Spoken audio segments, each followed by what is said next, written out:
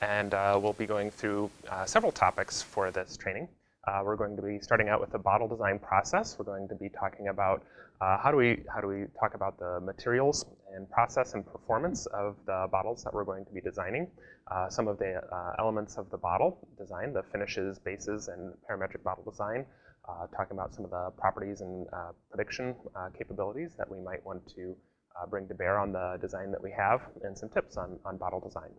Once we get through the bottle design section, we'll be going on to the preform design and development part, where we're going to talk about designing for injection molding, designing for blow molding, and how to evaluate existing designs.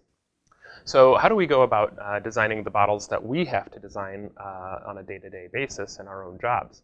The way that I like to think about things is that we break it down into 4 different elements.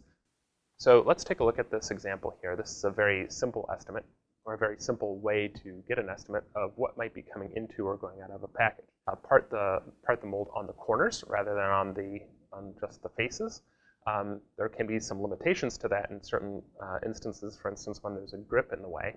But it's potential that we could design the bottle so that we part on the corners. And we could also put in ribs, structural ribs, to help maintain the shape of the flatter panel.